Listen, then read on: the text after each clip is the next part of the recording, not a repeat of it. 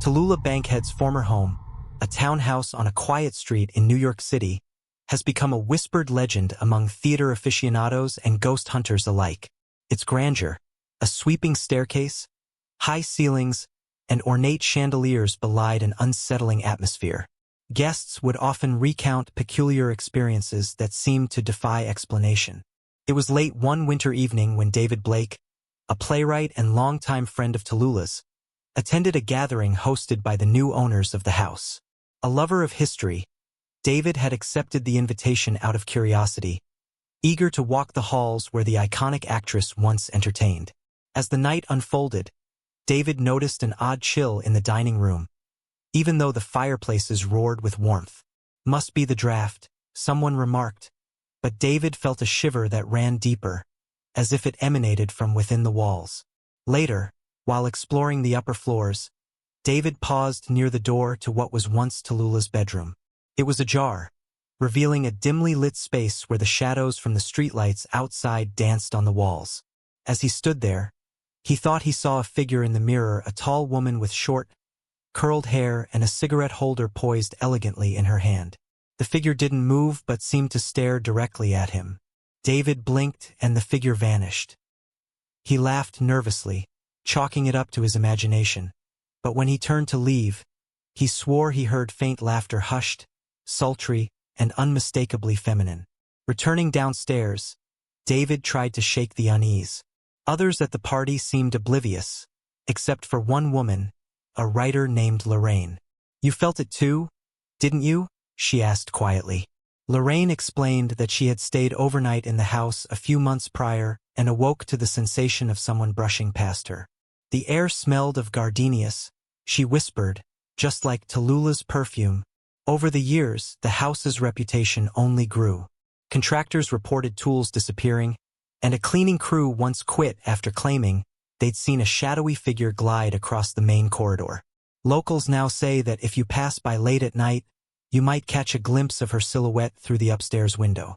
They say she's still there, keeping an eye on her domain, relishing the drama and mystery she adored in life. David couldn't shake the feeling of being watched. Even as the party guests laughed and mingled below, the house seemed alive in its silence. He decided to slip away from the gathering and explore further. Something, perhaps the faint scent of gardenias or the lingering echo of laughter, drew him back upstairs. The staircase creaked with each step, though David moved as lightly as he could. Reaching the second floor, he noticed a peculiar draft that seemed to curl around his ankles. He followed it down the hallway to a door that had been closed earlier but now stood ajar. The room beyond was shrouded in shadow, save for the moonlight streaming through the sheer curtains. It was unmistakably Tallulah's old bedroom. The furniture had changed, but the essence of the room felt preserved, as if the walls held onto memories that refused to fade. As David stepped inside, a low hum filled the air, barely audible, almost imperceptible. He tilted his head, straining to hear. It wasn't mechanical, nor was it coming from the party below. The sound was melodic, rising and falling like a song sung under one's breath. He froze. Someone or something was humming. "Hello," he called softly, his voice swallowed by the oppressive stillness. The humming stopped. The air grew colder, and the faint scent of gardenias intensified. David turned toward the mirror above the vanity, the only original piece of furniture left in the room. The glass seemed to ripple, as though a breeze had disturbed its surface. Then he saw her. Tallulah's reflection was there, unmistakable, yet somehow fractured, as if she were both part of the room and apart from it. Her eyes locked onto his, filled with a mixture of mischief and melancholy. Her lips moved, but no sound came out. David staggered back, bumping into a chair. The noise seemed to shatter the spell. When he looked again, the mirror was empty, reflecting only his pale, trembling face. Just as he turned to leave, the door slammed shut behind him. From the other side of the door, muffled voices echoed. They weren't part of the party below. They were closer, as though two people were standing just outside the room. One voice was deep and gruff. The other, a woman's, was unmistakably Tallulah's. "She's not done yet," the male voice growled. "Oh, Darling, Tallulah purred, her tone dripping with amusement. The show must always go on. David's heart pounded as he gripped the door handle, twisting it desperately. The laughter returned, louder this time, and with it, the chilling sensation of someone brushing past him, leaving the faintest whisper in his ear. "Stay a while, won't you?" The door burst open, and David stumbled into the hallway, gasping for air. He turned back, expecting to see someone standing there, but the room was empty. The voices were gone. The gardenia scent lingered, but it was fading. Only the mirror, cracked at the edges, seemed to hold the weight of what had just happened. David stumbled into the hallway, his breath ragged, the hair on the back of his neck standing on end. He glanced down the corridor toward the staircase, desperate to rejoin the safety of the crowd below. But as he took a step, the lights flickered, and the air grew heavier, charged with a strange electricity. The house seemed to shift around him. The faint hum returned, growing louder, morphing into a melody.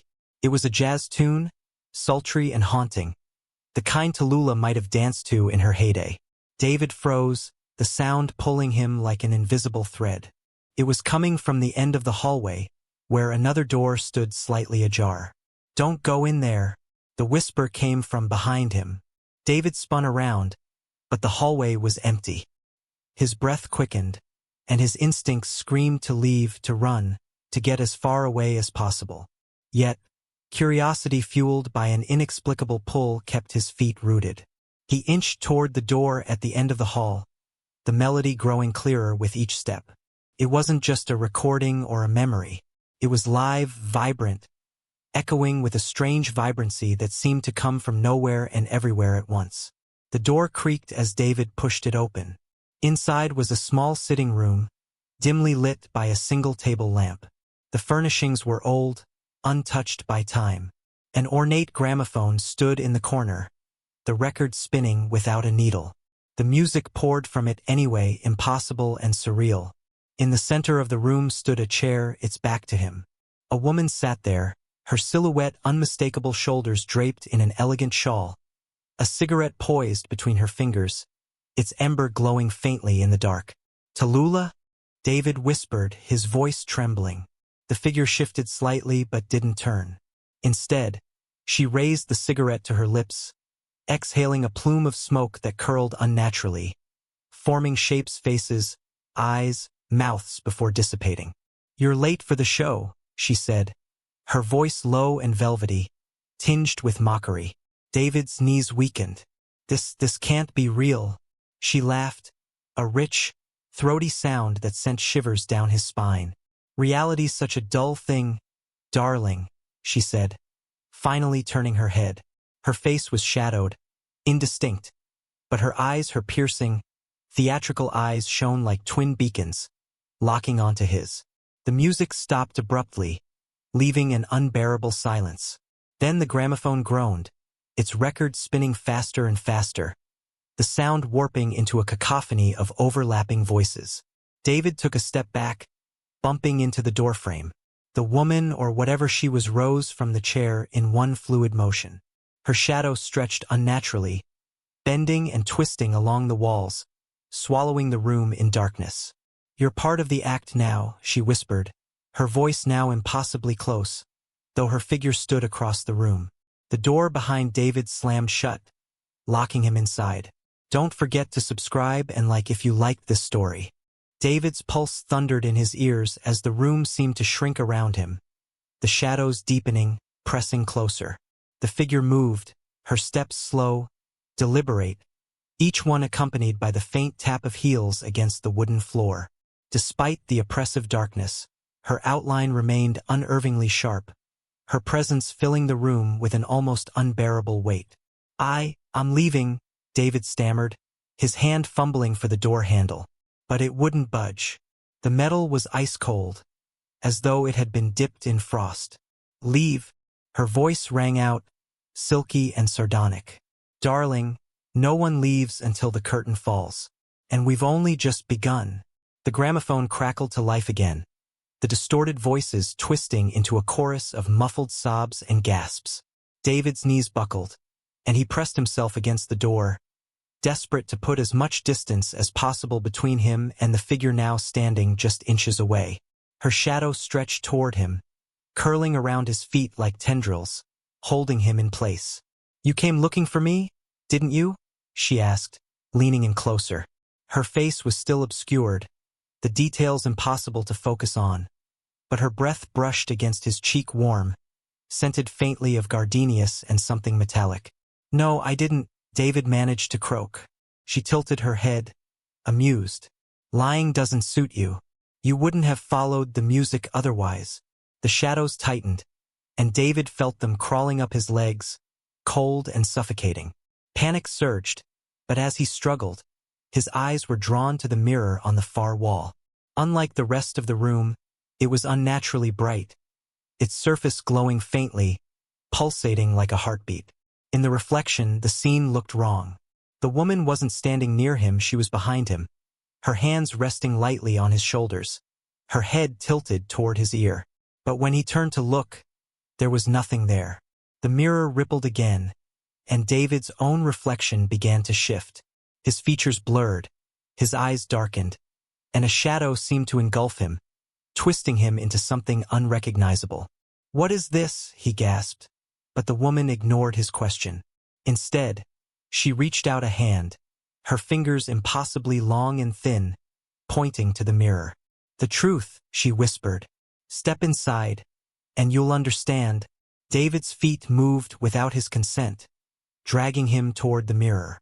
He fought against the invisible pull, his mind screaming for him to resist, but the shadows around his legs tightened, forcing him forward. The voices from the gramophone grew louder, now chanting in a language he couldn't comprehend. The glowing mirror pulsed faster, its surface swirling with an almost hypnotic rhythm. David's reflection reached out to him, its lips curling into a sinister smile. "No," he shouted, but his voice was drowned out by the deafening hum that filled the room. His hand brushed against the mirror's surface, which was no longer solid but cold and viscous, like liquid mercury. As his fingers sank into the mirror, the woman's laughter erupted, echoing around him. "Welcome to the show, darling," she purred, her voice reverberating inside his head. The last thing David saw before the darkness consumed him was his own reflection smiling wickedly as it pulled him into the mirror. David's scream was swallowed by the liquid cold of the mirror.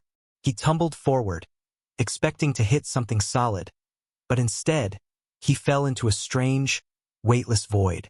Around him, the world shifted, colors blurred into shapes, and shapes bled into whispers, voices calling out in fragmented sentences. "Where are we?" David gasped, his voice echoing back distorted and distant. He reached for solid ground, but his hands grasped nothing. The space around him felt alive, pulsating with an energy that was both intoxicating and terrifying. Then, just as abruptly as the fall began, he landed with a thud on a polished floor.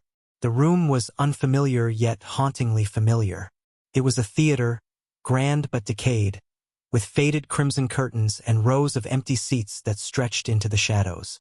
A single spotlight illuminated the stage, casting a faint glow that seemed to beckon him. From behind the curtain, the faint hum of a familiar melody drifted out. The jazz tune again, but slower now, heavier, like a dirge. David's breath caught as the curtains twitched, and a figure emerged, a tall, elegant silhouette he recognized immediately. It was Talula, or at least it looked like her. The woman on the stage was dressed in a shimmering gown that seemed to catch light from nowhere, her cigarette holder glinting as she raised it to her lips. But her movements were wrong, too fluid, like she wasn't entirely solid. Her eyes, dark and fathomless, locked onto David, and her smile widened unnaturally. "Welcome, darling," she drawled, her voice echoing unnaturally through the empty theater. "The audience is waiting." David turned to look behind him, but the seats were empty, or so he thought. As his eyes adjusted, he realized the shadows weren't just shadows.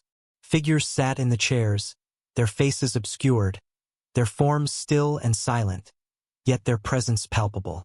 "Let me go," David said, his voice trembling. Tallulah's laughter rang out, sharp and cold. But you came for a story, didn't you? A glimpse behind the curtain. She gestured to the audience with a dramatic sweep of her arm. Now you're part of it. The figures in the seats began to move, shifting unnaturally, their heads tilting in unison toward David. Their faces remained featureless, voids where expressions should have been. Who are they? David whispered, backing away toward the edge of the stage. They're the ones who stayed too long, Tallulah said, her smile faltering for just a moment, replaced by something darker. Regret? Sadness? It vanished as quickly as it came. And now, so are you. Before he could respond, the spotlight above him flickered and swung down, pinning him in its harsh glare. The figures in the audience began to clap a slow, deliberate applause that echoed through the theater like a death knell. Tallulah stepped closer, her shadow stretching across the stage to envelop David. It's time for your debut, she said, her voice soft yet commanding. David tried to run, but his feet wouldn't move. The stage beneath him felt like quicksand, pulling him deeper. He looked up to plead, but Tallulah was gone. Only her voice remained, a whisper in his ear. Break a leg, darling. You'll be here, forever. The audience erupted into laughter, manic, hollow, and deafening. The spotlight flared, blinding him. And then the stage went dark. When the light returned, David found himself sitting in the audience, his body stiff and unresponsive. He tried to move, to scream, but he couldn't. It was as though his body no longer belonged to him. The figures around him, once featureless, now bore pale, ghastly faces. Their expressions were frozen in grotesque masks of laughter, terror, or sorrow, their eyes staring blankly at the stage. On the stage, a new figure stood under the spotlight. It was David, or at least it looked like him, the reflection of himself he had seen earlier, twisted and wrong, now moved with unsettling grace, bowing to the audience. The David in the seat wanted to cry out, to demand answers, but his voice was locked deep inside him, trapped in silence. The duplicate began to perform.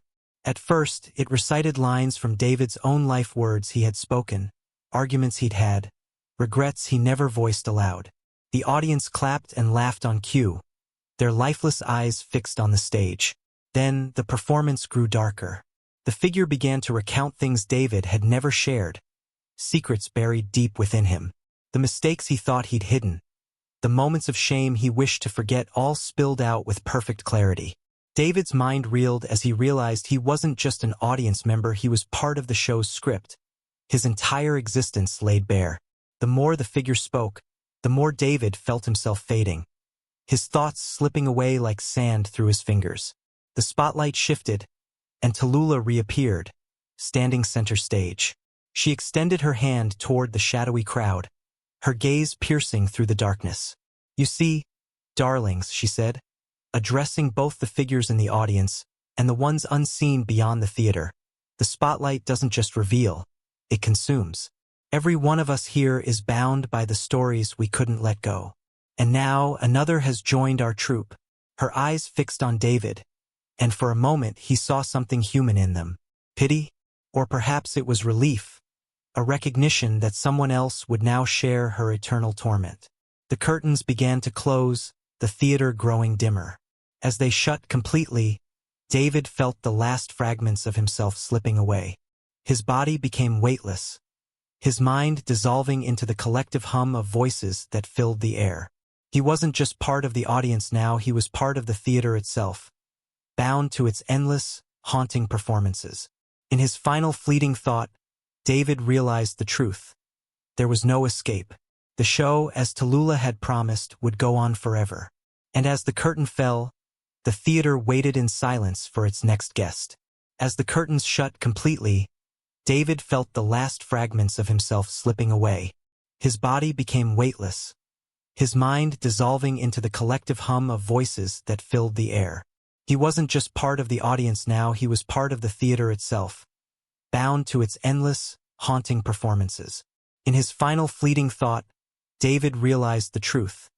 There was no escape. The show, as Tallulah had promised, would go on forever.